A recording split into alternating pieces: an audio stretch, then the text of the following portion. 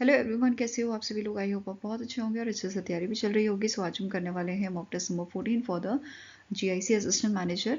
And अगर आपने इसके प्रीवियस मॉक अटेम्प्ट नहीं किए तो आई बटन पे मैंने प्लेलिस्ट ऐड कर दी है। यहाँ पे आपको प्लेलिस्ट में सारी ही वीडियोस जो है मिल जाएंगी और आप इसे अटेम्प्ट कर पाएंगे। साथ में ही जो लेक्चर का PDF है वो आपको एज यूजुअल हमारे टेलीग्राम चैनल पर मिल जाएगा।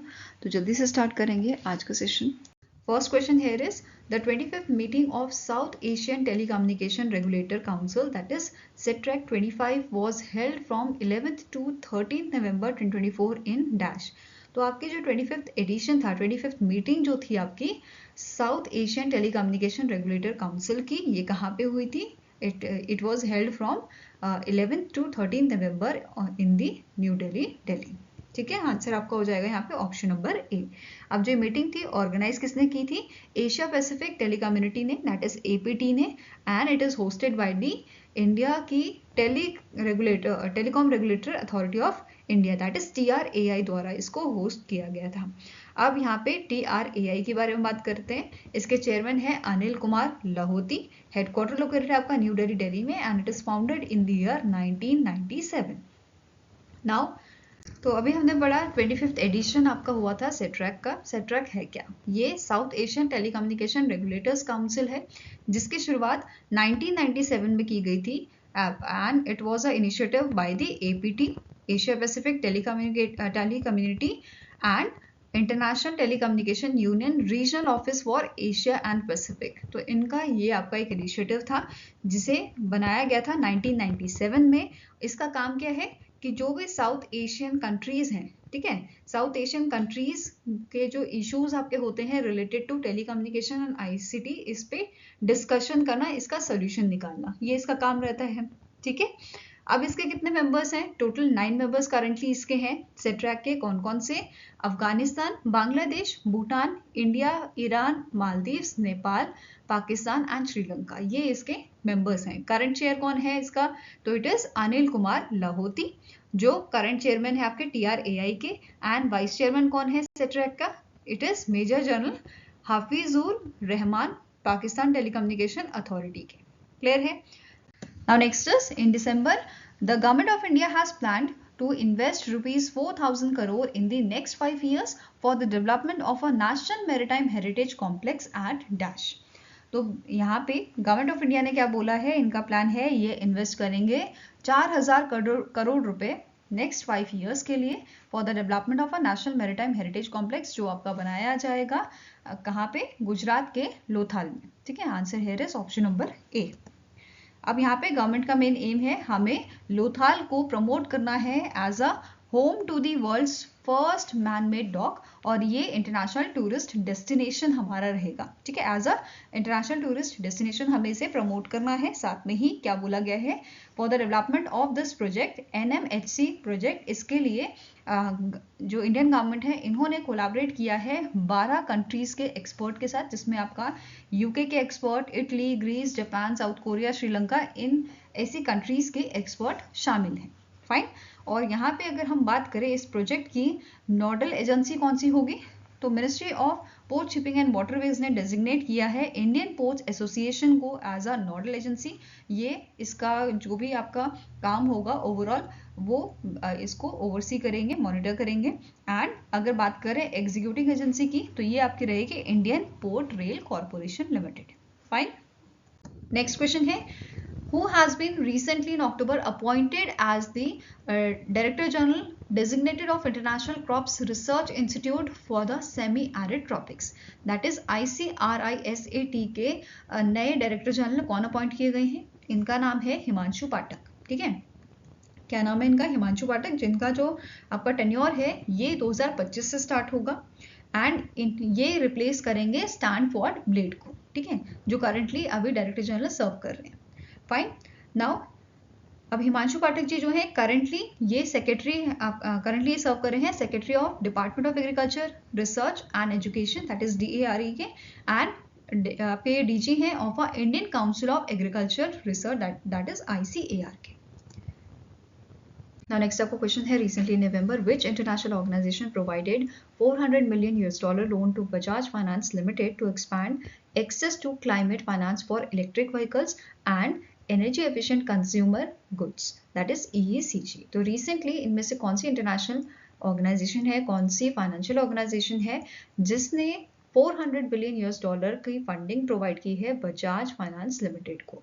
तो आपका आंसर यहाँ पे हो जाएगा it is international finance corporation, जो आपका पार्ट है वर्ल्ड बैंक का। ठीक है, आंसर यहाँ पे आपका है ऑप्शन नंबर ए। और ये जो फंडिंग दी गई है it is given as a part of a 1 billion US dollar fund raising initiative of Bajaj finance limited. Clear है? नेक्स्ट आपको क्वेश्चन है, which among the following union minister participated in the 8th future investment initiative and co chair the second ministerial meeting of a economic and investment committee in Riyadh, Saudi Arabia? तो India के जो आपके पीयूष गोयल हैं union minister, इन्होंने को chair किया था आपका सेकंड मिनिस्ट्रियल मीटिंग जो रियाद में हुआ था of a economic and investment committee. Answer आपका यहाँ पे है ऑप्शन नंबर बी। एंड इन्होंने पार्टिसिपेट किया था 8th edition of future investment initiative में, जिसका थीम आपका था infinite horizon investing today shaping tomorrow, जो 29 से 31 अक्टूबर को हुआ था। फाइन। और इस इवेंट के दौरान इन्होंने आपकी over 70 billion US dollar investment जो है वो यहाँ पे सक्सेसफुली ऑब्टेन करी थी। इसके अलावा रियाद में जो इनका विजिट था, इन्होंने यहाँ पे लॉन्च किया था लुलू वाली Diwali festival at the Lulu hyper market in the Riyadh in the Saudi Arabia. Fine. Next आपका पॉइंट क्या है, इन्होंने अनवील किया था one district one product, that is ODOP wall इन्होंने यहाँ पे अनवील की थी, फीचरिंग यूनिक प्रोडक्ट्स जो आपके इंडिया के डिफरेंट डिस्ट्रिक्ट से यहाँ पे प्रोडक्ट बेसिकली फीचर किए गए थे। ठीक है, नाउ स्टार्टिंग इन्फॉर्मेशन की बात करते हैं सऊदी अरेबिया की। तो इसके क्राउन प्रिंस कौन से हैं करंटली? मोहम्मद बिन सलमान अल सौद, कैपिटल इसकी है Riyadh and currency is Saudi Riyadh. Fine. Now next is which Indian female archer secured a silver medal in a women's recurve event at Archery World Cup Final 2024? आपका जो ये आपका archery world cup final था, ये कहाँ पे हुआ था? ये मैक्सिको में हुआ था। इसका 18th एडिशन 2024 का था आपका। एंड इसे मतलब इंडिया से जो है 5 कंटिजेंट यहाँ पे गए थे, जिसमें से सिर्फ एक मेडल हम जीत पाए हैं और ये सिल्वर मेडल जीता है दीपिका कुमारी जी ने। ठीक है, आंसर यहाँ पे आपका हो जाएगा ऑप्शन नंबर ई। फाइन। अब इसका यहाँ पे आप और चीज देख सकते हो, 2024 का ये आपका 18th एडिशन था। Hyundai archery world cup final कहाँ पे हुआ था? मैक्सिको में हुआ था, 19 से 20 अक्टूबर को हुआ था। ठीक है, अब सिल्वर मेडल तो इंडिया ने जीता था, गोल्ड मेडल किसने जीता था? चाइना की ली जियामान ने। फाइन। इसके अलावा एक और चीज जो नोट करनी है, इंडिया को गोल्ड मेडल मिला था 2007 में इस चैंपियनशिप में, जो आपका वर्ल्ड कप फाइनल था इसमें 2007 में इंडिया को गोल्ड मेडल जीता था और ये दिलाया था इंडिया को डोला बैनर्जी ने, और ये इकलौता अभी तक का हमारा गोल्ड मेडल है। फाइन। नाउ वर्ल्ड आर्चरी की बात करें तो इसका हेडक्वार्टर आपका लुसाइन स्विट्जरलैंड में लोकेटेड है एंड इसके करंट प्रेसिडेंट कौन है? Doctor Ugur Erdener from Turkey. Next आपका क्वेश्चन है, in December 2024 the president Droupadi Murmu granted assent to Bharatiya Vayuyan Vidheyak 2024 which replace the dash act.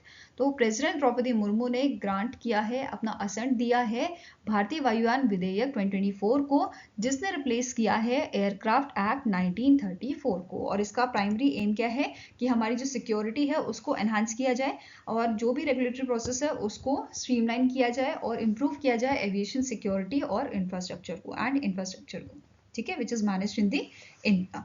अब बेसिकली जो एयरक्राफ्ट एक्ट 1934 था, इसको क्यों रिप्लेस किया है? क्योंकि इसमें बहुत सारी रिडंडेंसीज थी। ठीक है, बहुत सारी चीजें ओवरलैप कर रही थी और इसको ऑलरेडी 21 बार जो है अमेंड किया गया है। अमेंड मतलब होता है चेंजेस किए जाना। ठीक है, तो अमेंड इसको 9 डिकेड्स में इसको 21 बार जो है चेंज इसमें लाया गया है। फाइन। और अभी भारतीय वायुयान विधेयक 2024 से रिप्लेस किया गया है एयरक्राफ्ट एक्ट 1934। क्लियर है?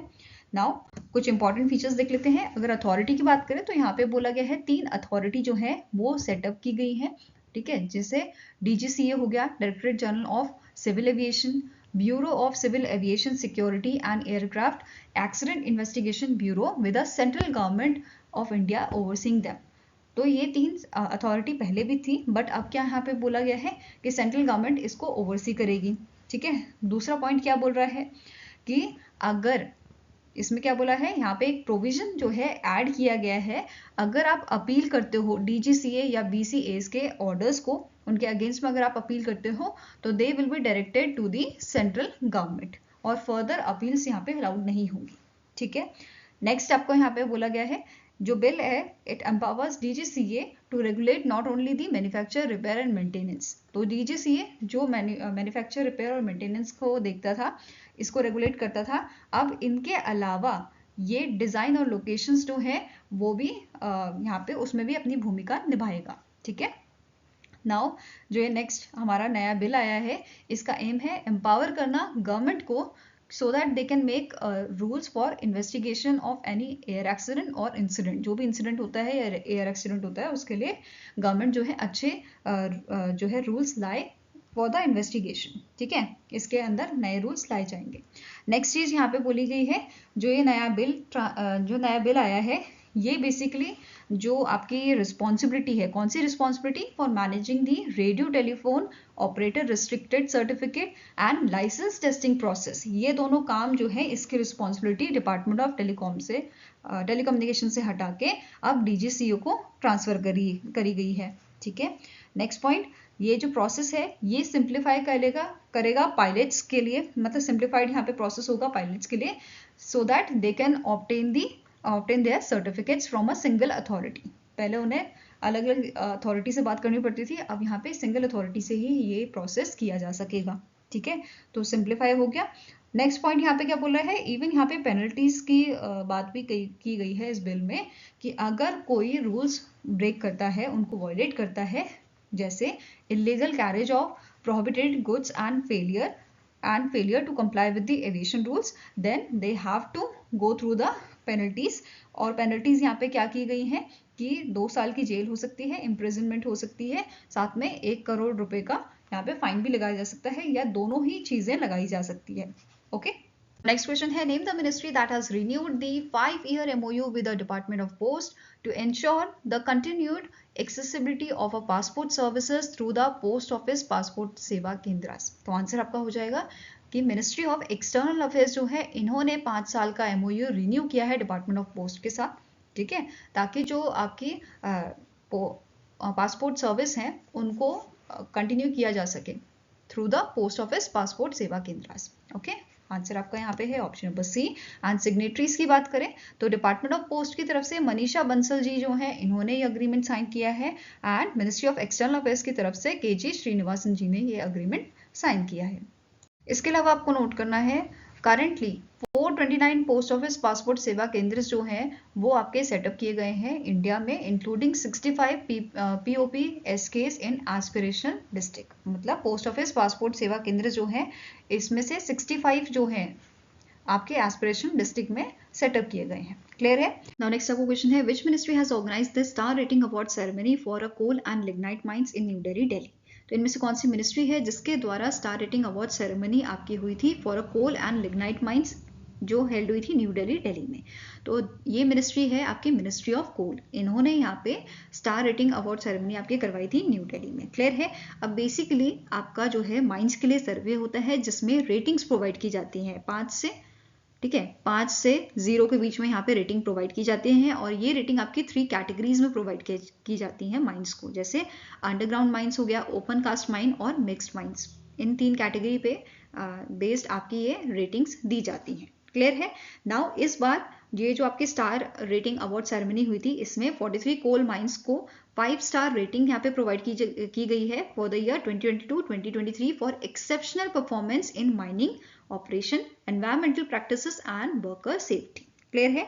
जिसमें से आपके यहाँ पे क्या बोला गया है, 4 माइंस को फर्स्ट रैंक दी गई है, 2 माइन आपके सेकंड रैंक में है, और 6 माइन आपके थर्ड रैंक इनको दी गई है। इसके अलावा मिनिस्ट्री ऑफ माइंस जो है, इन्होंने भी आदर्श कर्मयोगी अवार्ड्स यहाँ पे प्रोवाइड किए हैं 13 एम्प्लॉयज को, जिन्होंने ओवर 100 कोर्सेज जो हैं वो कंप्लीट किए हैं आईकॉट कर्मयोगी पोर्टल पे।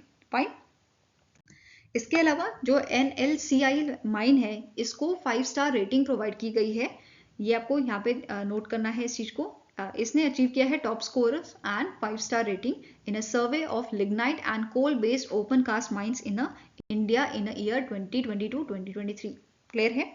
ना नेक्स्ट क्वेश्चन है the directorate general of foreign trade, जो आपका department ministry of commerce and industry के अंडर आता है, इन्होंने रिसेंटली एक्सटेंड किया है import management system for the 7 IT hardware products until dash to address the ongoing supply demand imbalance. तो इन्होंने एक्सटेंड किया है इंपोर्ट मैनेजमेंट सिस्टम को। कब तक एक्सटेंड कर दिया गया है? 1 साल एक्सटेंड कर दिया गया है। अर्लियर इट्स डेट वॉज 31 दिसंबर 2024। अब इसको एक्सटेंड करके 2025 कर दिया गया है, मतलब 31 दिसंबर 2025 तक इसको एक्सटेंड कर दिया गया है। ये क्लियर है। और जो ये आपके 7 IT हार्डवेयर प्रोडक्ट्स हैं, इसमें आपका लैपटॉप, टैबलेट्स, PCs ये सब आ जाते हैं, ठीक है, which are categorise under the HSN 8471। Fine.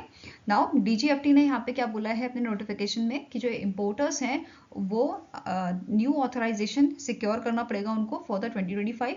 And इसके लिए इन्होंने जो सबमिशन है उसके लिए पोर्टल इन्होंने ओपन किया है 13 दिसंबर 2024 से टिल दी 15 दिसंबर 2025। तो एप्लीकेशन यहाँ पे सबमिट की जा सकती हैं, okay, for the year 2025. Okay. Now next our question है, which company has partnered with NCERT to launch YouTube channels in 29 Indian languages to ensure access to quality digital education across India? तो answer आपका हो जाएगा that is recently Google ने जो है partnership की है आपके NCERT के साथ, और इस पार्टनरशिप के तहत फ्री एजुकेशन कंटेंट YouTube पे प्रोवाइड किया जाएगा 1st से 12th क्लास के बच्चों को। ओके, ये क्लियर हुआ। साथ में ही यहाँ पे 29 इंडियन लैंग्वेजेस में साइन लैंग्वेज को भी इंक्लूड किया गया है। नाउ नेक्स्ट है, गूगल ने रिसेंटली आपके national programme on technology enhance learning के साथ मिलके, मतलब यहाँ पे इनके साथ पार्टनरशिप की है, और ये इस पार्टनरशिप में ऑफर करेंगे कोर्सेज, 50 क्रेडेंशियल कोर्सेज को ये यूट्यूब पे प्रोवाइड करेंगे। एंड कौन कौन से सब्जेक्ट्स में ये आपके कोर्स प्रोवाइड किए जाएंगे? जैसे आपका हो गया pure sciences, literature, sports psychology etcetera. Fine. And यहाँ पे इन्होंने क्या बोला है, इस कोर्सेज को करके, ठीक है, इस कोर्सेज को कंप्लीट करके आप सर्टिफिकेशन यहाँ पे ले सकते हो, सर्टिफिकेट्स ले सकते हो, ठीक है। तो बेसिकली ये आपके सर्टिफिकेशन वाले कोर्सेज हैं, और जो आपके सर्टिफिकेशन है ऑनलाइन सर्टिफिकेशन, ये आपको NPTEL स्वयं पोर्टल के थ्रू कंप्लीट कर सकते हैं आप, और IIT से आपको यहाँ पे जो है सर्टिफिकेट्स दिए जाएंगे after completing the course. Next is RBI ने रिसेंटली जो है कैंसिल किया है सर्टिफिकेट ऑफ रजिस्ट्रेशन। इनमें से कौन से NBFC का, ठीक है, इनमें से कौन से NBFC का लाइसेंस कैंसिल हुआ है? तो आंसर आपका हो जाएगा जेवरॉन फाइनेंस प्राइवेट लिमिटेड का। आंसर है इज ऑप्शन नंबर E। और इनका जो लाइसेंस है, जो सर्टिफिकेट ऑफ रजिस्ट्रेशन है, वो कैंसिल क्यों हुआ है?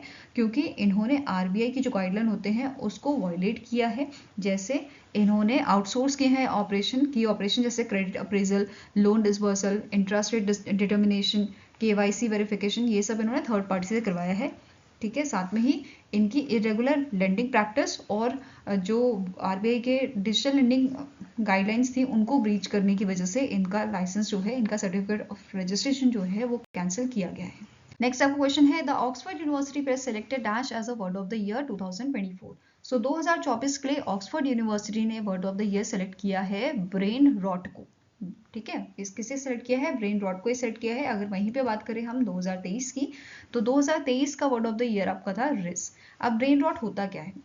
आप एक चीज आपने देखी होगी, जब आप कोई नेगेटिव कंटेंट देख रहे हो और लगातार नेगेटिव कंटेंट देखे जा रहे हो, तो आपके ब्रेन में उस चीज का इफेक्ट पड़ता है, और आप उसकी जो आपकी रियल जिंदगी है उसमें भी आप उसका इफेक्ट देखने को आपको मिलेगा, ठीक है। तो ये चीज होती है ब्रेन रॉट की, जो भी चीज आप देख रहे हो उससे आपके ब्रेन में इफेक्ट पड़ रहा है और आप वैसे ही चीजें जो है अट्रैक्ट कर रहे हो, ठीक है। ब्रेन रॉट एक टर्म है that refers to the negative psychological and cognitive effects of consuming low quality और अनचैलेंज्ड ऑनलाइन कंटेंट, ठीक है। ये चीज आपने नॉर्मली भी ऑब्जर्व की होगी, जैसे आपका कोई फ्रेंड होगा, अगर वो नेगेटिव कंटेंट ही देखे जा रहा है तो उसकी जो थिंकिंग होती है या उसके जो थॉट्स होते हैं वो नेगेटिव ही आपको देखने को मिलते हैं, ठीक है। ये चीज आपने खुद पे भी कभी आप उसे ऑब्जर्व करके देखना, जो भी चीज आप देख रहे हो उससे क्या इफेक्ट पड़ रहा है, ठीक है। Now next is in December 2024, the Food and Agriculture Organization has released a report titled The Global Status of Salt Affected Soils during the International Soil and water forum 2024 जो आपका बैंकॉक थाईलैंड में हुआ था। तो इस event के दौरान ये रिपोर्ट आपकी रिलीज की गई थी FAO की। एंड इस रिपोर्ट में क्या बोला गया है, the report highlighted nearly dash hectare of land of the global land area was affected by salinity. तो इनमें से आपका कितने हेक्टेयर की जो सॉइल है, कितने हेक्टेयर का जो लैंड है वो आपका अफेक्टेड है सैलिनिटी से। तो answer here is 1.4 billion hectare, जो आपका 10.7% के आसपास एरिया है हमारे वर्ल्ड का। ठीक है, और सबसे ज़्यादा लगभग वर्ल्ड का 70% सॉल्ट अफेक्टेड सॉइल आपके कौन कौन से कंट्रीज में है, तो it is Afghanistan, Australia, Argentina, China, Kazakhstan, Russia, USA, Iran, Sudan and Uzbekistan. तो ये सारी कंट्रीज मिलकर 70% सॉल्ट अफेक्टेड सॉइल जो है वो दर्शाती हैं। मतलब 70% का अफेक्टेड सॉइल इन कंट्रीज में आपका अभी इंक्लूडेड एरिया कवर्ड है। ठीक है, इसके अलावा सॉल्ट अफेक्टेड सॉइल आपकी सबसे ज़्यादा कौन से कंट्रीज में पाई जा रही हैं, ऑस्ट्रेलिया में है सबसे ज़्यादा, followed by Argentina and Kazakhstan. वहीं पे countries most affected by salinity and sodicity ये आपकी हैं Oman, Uzbekistan, Jordan. Fine, top 3 countries को मैंने यहाँ पे शामिल किया है। इसके अलावा अगर बात करें इंडिया की, तो इंडिया का कितना आपका लैंड जो है अफेक्टेड है, it is 6.72 million hectare land हमारा अफेक्टेड है। इसमें से भी 2.95 मिलियन हेक्टेयर जो है it is affected by the saline soil, whereas 3.77 million hectare affected है by the sodic soils. Fine, now अब यहाँ पे ऐसे स्टेट जो 75% सॉल्ट अफेक्टेड सॉइल को दर्शाते हैं, तो ये आपकी कवर करती है Gujarat, Uttar Pradesh, Maharashtra, West Bengal and Rajasthan. Even हमारा जो एग्रीकल्चर लैंड है वो भी 20% आपका अफेक्टेड है बाय दी सॉल्ट एंड सॉलिडिसिटी। और सबसे ज़्यादा एरिया इसका आपका मौजूद है जैसलमेर राजस्थान में and in the coastline of Gujarat and Ganges basin. Okay, now FAO की बात करें, फूड एग्रीकल्चर ऑर्गेनाइजेशन की, तो इसके कारण DG आपके हैं क्यूडोंगयो, हेडक्वार्टर लोकेटेड है रोम इटली में, स्टैब्लिश किया गया था 1945 में। नेक्स्ट क्वेश्चन है, name the organisation that has become the first firm at the GIFT at the GIFT GIFT International Financial Service Center to obtain a BATF bookkeeping, accounting, taxation and financial crime compliance license। तो इनमें से कौन सी organisation है जिसको BATF licence दिया गया है? It is ये फर्स्ट कंपनी बनी है, इसको लाइसेंस मिला है, जो सिंगापुर बेस्ड कंपनी है, it is Incorp global. Fine, कौन सी कंपनी है? Incorp global. जो लाइसेंस है, इस लाइसेंस के थ्रू इस ऑर्गेनाइजेशन को अथॉरिटी मिलती है कि ये ऑफर कर सकते हैं BATF services to the business beyond banking, financial service and insurance sector, that is BFSI sectors. Fine, now इस ऑर्गेनाइजेशन की बात करेंगे तो करंट चेयरमैन इसके हैं आपके Leonard Yong, CEO India Manish Modi, then headquarter है सिंगापुर में और इसे 2015 में स्टैब्लिश किया गया था। Fine, now next is the Ministry of Environment, Forest and Climate Change designated Namdapha National Park and Tiger Reserve and Kamlang Wildlife Sanctuary and Tiger Reserve located in Dash State as a eco-sensitive zone। तो इन दोनों ही आपका जो national park and tiger reserve है और Kamlang wild life sanctuary और tiger reserve जो आपका है, इन दोनों को ही आपका इकोनॉमिक सेंसिटिव जोन जो है डिक्लेयर किया गया है। ठीक है, ये डेजिग्नेट किया गया है और ये दोनों ही आपके लोकेटेड हैं अरुणाचल प्रदेश में। फाइन, नेक्स्ट क्वेश्चन है, which among the following statement is correct with respect to Indian Council of Medical Research, National Centre for Disease Informatics and Research latest study for cancer cases, deaths and the impact on quality of life in BRICS countries जैसे Brazil, Russia, India, China and South Africa. ठीक है, तो पहला point क्या बोल रहा है, जो स्टडी है इसमें रिपोर्ट किया गया था दैट इज 12.8% इंक्रीज हमें देखने को मिलेगा in the incidence of cancer cases in India in 2025 compare to 2020। Next है, as per the study BRICS countries accounted for 33.6% of a new breast cases across the world and 36.9% of the global breast cancer death. Next is, the study revealed that breast cancer is dominated among women in all BRICS countries except China. Next point है, the study also highlighted that the cervical cancer is ranked the second most common type of cancer among the women in India and South Africa. Next point है all are correct, तो answer here is option number E, सारे ही points आपके correct हैं, ठीक है, A B C D सारे correct हैं, फाइन।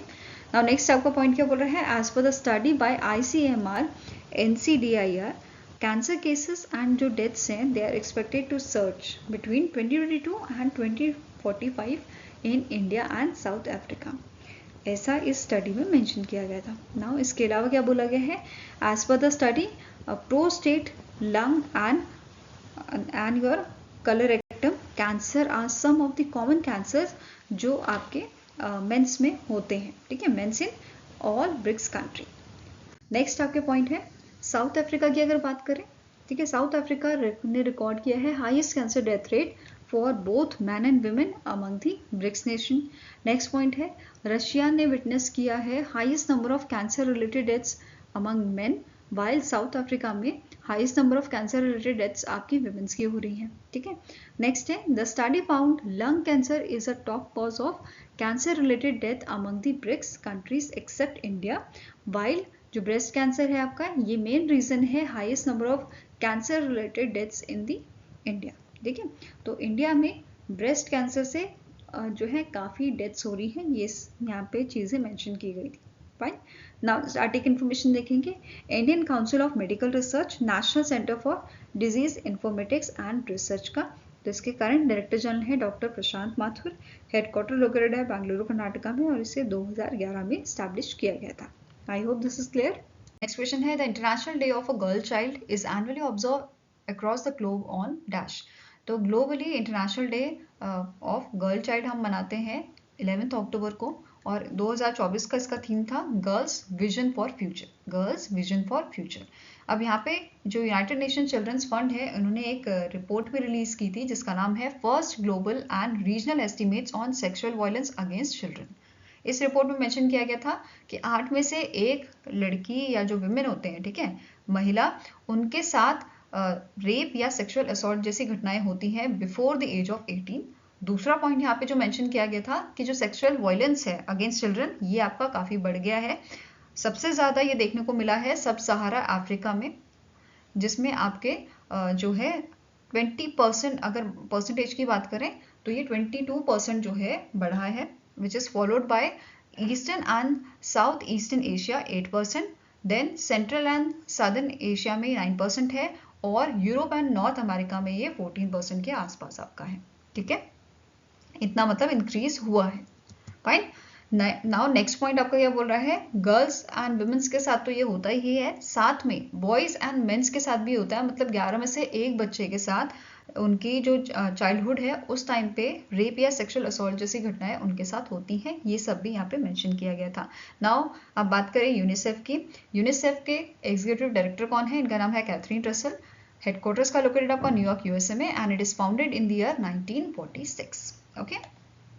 नाउ नेक्स्ट क्वेश्चन है which state has launch India's first state level cyber command and control centre in partnership with the Larsen and टर्बो टेक्नोलॉजी सर्विसेज लिमिटेड, तो इनमें से कौन सा state है जहां पे इंडिया का पहला state level cyber command and control centre आपका इनॉग्रेट किया गया है, तो इट इज़ इनॉग्रेटेड इन दी महाराष्ट्र, ठीक है, महाराष्ट्र में इनॉग्रेट किया गया है, और इसका मेन एम है कि जो साइबर इंसिडेंट है उनको इन्वेस्टिगेट करने में पूर्ति हो, या बेसिकली उसको जो स्पीड है, जो एफिशिएंसी है वो इंक्रीज हो, इस वजह से इस सेंटर को लॉन्च किया गया है। अब इस काम में फुर्ती लाने के लिए, तेज़ी लाने के लिए हम टेक्नोलॉजीज यहाँ पे यूज़ करेंगे, आर्टिफिशियल इंटेलिजेंस जैसी ब्लॉकचेन टेक्नोलॉजी हम यहाँ पे यूज़ करेंगे, फाइन। इसके अलावा आपके 50 global forensic and cyber security tools भी यहाँ पे यूज़ किए जाएंगे, फाइन।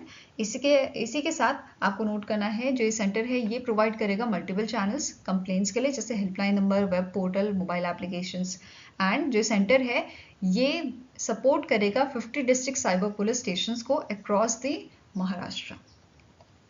नेक्स्ट आपको क्वेश्चन है the union minister Shivraj Singh Chouhan has launch the Gram Sadak survey and planning tool in which of the following state, तो ये आपका लॉन्च किया गया है मध्य प्रदेश में, और इसी के साथ इन्होंने और इनिशिएटिव भी यहाँ पे लॉन्च किए थे, जैसे इन्होंने फाउंडेशन स्टोन रखा था 500 kilometre long newly paved road under the प्रधानमंत्री ग्राम सड़क योजना। नेक्स्ट इन्होंने एक एप्लीकेशन लॉन्च की थी आवाज सखी mobile application for the beneficiaries of प्रधानमंत्री आवास योजना। देन इन्होंने कम्युनिटी मैनेज ट्रेनिंग सेंटर भी यहाँ पे लॉन्च किया था। इसी के साथ यहाँ पे गवर्नमेंट ऑफ इंडिया ने, इसी के साथ आपको नोट करना है कि जो गवर्नमेंट ऑफ इंडिया है इन्होंने इनिशिएट किया है सर्वे ऑफ कच्चा हाउसेस। ठीक है, इसमें क्या होगा, जो नए बेनिफिशरीज हैं उनको आइडेंटिफाई किया जाएगा अंडर दी प्रधानमंत्री आवास योजना ग्रामीण, और जो ये सर्वे होगा ये आपका विद इन 6 मंथ जो है कंप्लीट किया जाएगा। फाइन। नाउ नेक्स्ट है, गवर्नमेंट ऑफ इंडिया ने यहाँ पे रिलैक्स की है एलिजिबिलिटी क्राइटेरिया प्रधानमंत्री आवास योजना ग्रामीण के लिए। पहला आपका पॉइंट क्या बोल रहा है, अगर कोई पर्सन है जिसके पास बाइक या स्कूटर है वो इस बेनिफिशियरी लिस्ट में हो सकता है। ठीक है, दूसरा, अगर पर्सन की जो इनकम है या वो आपका 15,000 पर मंथ कमाता है तो वो इस स्कीम के लिए एलिजिबल है। पहले ही आपकी जो इनकम की कंडीशन थी वो आपकी 10,000 रुपीज़ की थी, अभी ये 15,000 कर दी गई है। देन फार्मर्स जिनके पास इरिगेटेड लैंड है अप टू 2.5 एकड़, ये भी इस लिस्ट में आ सकते हैं, और नॉन इरिगेटेड लैंड जिनके पास है 5 एकड़ तक का, वो भी एलिजिबल होंगे इस स्कीम के अंडर। क्लियर है। नाउ नेक्स्ट है, name the organisation that has recently in October partnered with the NPCI Bharat bill pay limited to integrate the national pension scheme as a biller category on a Bharat connect platform, जिसे हम Bharat bill payment system के नाम से भी जानते थे पहले। ठीक है, तो अब कौन सी ऑर्गेनाइजेशन ने यहाँ पे पार्टनरशिप की है, it is pension fund regulatory and development authority, PFRDA द्वारा यहाँ पे पार्टनरशिप की गई थी NPCI Bharat bill pay limited के साथ। ठीक है, अब यहाँ पे कुछ अनाउंसमेंट यहाँ पे की गई थी, जैसे NBBL ने बताया था कि जो NPS as a bill category है ये आपका लाइव हो चुका है for the contribution on platform, जैसे भीम हो गया, PhonePe, MobiKwik and Kotak Mahindra banks net banking channel, तो यहाँ पे ये अभी अवेलेबल है। साथ में ही NBBL ने कोलैबोरेट किया था रिसेंटली एक्सिस बैंक के साथ as a biller operating unit, और सेतु के साथ टेक्निकल सर्विस प्रोवाइडर जो सेतु है इसके साथ for integrating NPS with its platform. अब बिलर ऑपरेटिंग यूनिट क्या होती है, basically it is a responsibility जो इंक्लूड करती है ऑनबोर्डिंग बिलर्स को, हैंडल करती है messages, alerts, settling funds on behalf of the billers, और मैनेज करती है डिस्प्यूट्स या जो कंप्लेंट्स होते हैं उनको। क्लियर है। वेरेस टेक्नोलॉजी सर्विस प्रोवाइडर क्या होता है, ये आपका सेतु है जो टेक्नोलॉजी सर्विस प्रोवाइड करता है which is owned by your pine labs. ठीक है, नाउ नेक्स्ट बात करेंगे एनपीएस की। एनपीएस इंट्रोड्यूस किया था सेंट्रल गवर्नमेंट ने to help the individuals have a income in a form of pension to take care of their retirement needs. ठीक है, अब इसको मैनेज कौन करता है, रेगुलेट कौन करता है, PFRDA pension fund regulatory and development authority इसको मैनेज करती है। और इसके स्टार्टिंग इन्फॉर्मेशन अगर हम देखें तो चेयरमैन PFRDA के आपके हैं दीपक मोहंती, इसका हेडक्वार्टर न्यू दिल्ली में लोकेटेड है आपका, और 2003 में इसकी शुरुआत की गई थी। वहीं पे NPCI Bharat bill pay limited की बात करें तो इसकी शुरुआत 2020 में की गई थी, और करंट CEO इसके हैं नूपुर चतुर्वेदी। नेक्स्ट क्वेश्चन है, name the personality who is appointed as a new CEO of a Sony Pictures Entertainment with effect from 2 January 2025। तो अगर हम बात करें करंट CEO कौन है, तो इनका नाम है टोनी विंसिक्वेरा, वेरेस नए जो अपॉइंट किए गए हैं इनका नाम है आपका रवि आहूजा, जिनका जो टेन्योर है वो आपका 2 जनवरी 2025 से शुरू होगा। Currently he is serving as a chairman of global television studio and your president and chief operating officer of Sony Pictures Entertainment. Currently ये यहाँ पे ऐसा सर्व कर रहे हैं।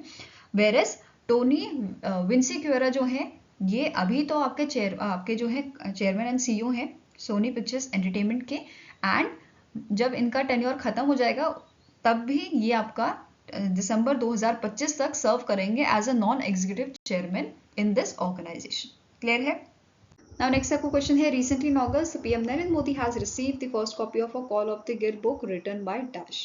तो PM नरेंद्र मोदी जी को फर्स्ट कॉपी दी गई है कॉल ऑफ द गिर बुक की, जो आपकी एक कॉफी टेबल बुक है। ठीक है, और इसके आपके ऑथर कौन है, इनका नाम है परिवन नाथवानी, जो आपके मेंबर ऑफ पार्लियामेंट है राज्यसभा के फ्रॉम दी आंध्र प्रदेश। ठीक है, कॉल ऑफ द गिर बुक की बात करें तो ये बुक आपकी बेस्ड है गिर national park Gujarat and Asiatic Lions पे। ठीक है, क्लियर है। Now this is the second book जो पीरामल नाथवानी द्वारा रिलीज की गई है। फर्स्ट बुक इनकी 2017 में आई थी जिसका नाम था गिर Lions pride of Gujarat, and इसे पब्लिश किया था टाइम्स ग्रुप बुक्स ने। फाइन, यहाँ पे बुक आप देख सकते हो। Now next question है, Home Minister Amit Shah has presented President's Scholar to which state police for recognizing their exceptional service in maintaining law and order in the state. तो recently home minister जी का छत्तीसगढ़ में visit हुआ था और छत्तीसगढ़ की police को इन्होंने छत्तीसगढ़ की पुलिस का जो सिल्वर जुबली इवेंट था वहां पे प्रेसिडेंट कॉलर जो है दिया था। ठीक है, तो आंसर आपका हो जाएगा दैट इज छत्तीसगढ़ की पुलिस को प्रेसिडेंट कॉलर जो है ऑनर दिया गया है बाय दी अमित शाह और उनके 25th ईयर जो उस फोर्स के 25 ईयर कंप्लीट हुए हैं और उसके ओकेजन पे इनको जो है प्रेसिडेंट कॉलर उस इवेंट पे इनको प्रेसिडेंट कॉलर दिया गया था। ठीक है, अगर बात करें पहला प्रेसिडेंट कॉलर किसे दिया गया था, इंडियन नेवी को दिया गया था 1951 में after completing the 25 years of service. Fine, इसके अलावा यहाँ छत्तीसगढ़ की जो आपकी स्टेट माइनर फॉरेस्ट प्रोड्यूस है trading and development corporative federation limited, इसने अग्रीमेंट साइन किया है नेशनल कॉर्पोरेटिव ऑर्गेनिक लिमिटेड के साथ सर्टिफाई करने के लिए forest produce for the better market price. In the presence of Amit Shah ये अग्रीमेंट साइन हुआ था। इसके अलावा अमित शाह जी ने अटेंड किया था closing ceremony of a Bastar Olympic जो आपका जगदलपुर में हुआ था। एंड बस्तर ओलंपिक जो है एनुअली ये इवेंट आपका Chhattisgarh sports and youth welfare department जो है वो इसे एनुअली करवाता है। ठीक है, नेक्स्ट क्वेश्चन आपका है, how many Indian womens were featured in the Forbes 2024 world's 100 most powerful women list. तो फोर्ब्स ने एक लिस्ट जारी की थी वर्ल्ड की 100 मोस्ट पावरफुल लेडी की 100 मोस्ट पावरफुल विमेन की लिस्ट, जिसमें इंडिया की तरफ से 3 लेडीज को शामिल किया गया है, 3 विमेन्स को शामिल किया गया है। तो आंसर आपका हो जाएगा ऑप्शन नंबर बी। और ये 3 विमेन्स कौन सी हैं? एक तो हमारी फाइनेंस मिनिस्टर है निर्मला सीतारमन जी, जिनकी जो है ग्लोबली जिनकी रैंक थी 28th, वेयरएस 81st रैंक पे रोशनी नाडर जी जो आपके HCL टेक्नोलॉजी के चेयरपर्सन है। देन 82nd नंबर पे किरण मजूमदार शॉ थी जो फाउंडर हैं बीकॉन इंडिया प्राइवेट लिमिटेड की। तो ये 3 पर्सनालिटीज हैं जो इस लिस्ट में इंडिया की तरफ से शामिल हुई हैं। इसके अलावा अगर बात करें इस लिस्ट की तो ये लिस्ट आपकी बनाई कैसे जाती है, 4 मेन इसके जो है आपके कैटेगरी होती है जिस कैटेगरी पे बेस्ड ये आपकी ओवरऑल लिस्ट बनाई जाती है, जैसे money, media, impact, spheres of influence. तो ये 4 कैटेगरी पे बेस्ड ये आपकी रैंकिंग होती है। ठीक है, अगर हम बात करें यहाँ पे फर्स्ट रैंक की तो इस लिस्ट में जो 100 मोस्ट पावरफुल वुमेन लिस्ट है इसमें टॉप किसने किया है, it is top by the Ursula von der Leyen from the Belgium. Then second number पे थे आपके Christine Lagarde from the Germany, Giorgia Meloni आपकी इटली की जो हेड है ना। देन आपके Claudia Sheinbaum from Mexico and Mary Barra from US. तो ये आपके टॉप 5 विमेन्स थी इस लिस्ट में। इसके अलावा अगर हम बात करें कुछ इंपॉर्टेंट पर्सनालिटीज की, जैसे 7th नंबर पे थे Julie Sweet chair and CEO जो एसेंचर की हैं। देन 13th पे थे क्रिस्टलिना जॉर्जिवा जो आपकी IMF की मैनेजिंग डायरेक्टर हैं। देन 3rd नंबर पे टेलर स्विफ्ट। देन आपके आते हैं 12th नंबर पे रूथ पोरेथ जो चीफ इन्वेस्टमेंट ऑफिसर हैं आपके अल्फाबेट के, जो गूगल की आपकी पेरेंट कंपनी है। देन 25th नंबर पे है गैनी शॉर्टवेल जो आपकी चीफ ऑपरेटिंग ऑफिसर है आपके स्पेसएक्स की। देन नेक्स्ट आता है 26 नंबर पे सुवो पैंगसो जो CEO है एडवांस माइक्रो डिवाइस के। यंगेस्ट पर्सन जो इस लिस्ट में शामिल हुए हैं इनका नाम है कैटलिन क्लार्क जो अमेरिकन बास्केटबॉल प्लेयर हैं और ये आपके यंगेस्ट पर्सन है इस लिस्ट में जो शामिल हुए हैं। साथ में ही इनकी जो पोजीशन है वो 100th है। और इसके साथ नोट करना है रिसेंटली जो टाइम मैगजीन है इन्होंने एथलीट ऑफ द ईयर 2024 का बनाया है कैटलिन क्लार्क को। ओके, नाउ स्टैटिक इन्फॉर्मेशन देखेंगे फोर्ब्स की, तो इसके CEO हैं माइक फेडरले, हेडक्वार्टर्स का लोकेटेड है न्यू जर्सी USA में और इसे 1917 में स्टैब्लिश किया गया था। Next is recently in August the Pine Labs has launched UPI Setu, India का पहला UPI फोकस पेमेंट प्लेटफॉर्म। किस चीज के लिए? For business and developers in partnership with dash bank. So कौन से बैंक के साथ मिलके पाइन लैब्स ने UPI सेतु को लॉन्च किया है? तो it is your private sector bank Axis Bank. ठीक है, कौन सा आपका बैंक है? ये प्राइवेट सेक्टर बैंक है जिसका नाम है एक्सिस बैंक और इन दोनों के कोलैबोरेशन से यूपीआई सेतु को लॉन्च किया गया है. फाइन.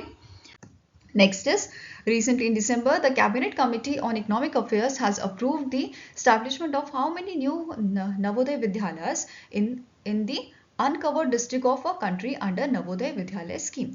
तो नवोदय विद्यालय स्कीम के under cabinet committee on economic affairs ने 28 नए नवोदय विद्यालय को यहाँ पे स्टैब्लिश करने की बात की है. तो आंसर आपका हो जाएगा ऑप्शन नंबर डी. और टोटल एस्टिमेशन जो इसके लिए दिया गया है, टोटल कॉस्ट जो बताया गया है, इट इज ₹2359.82 करोड़.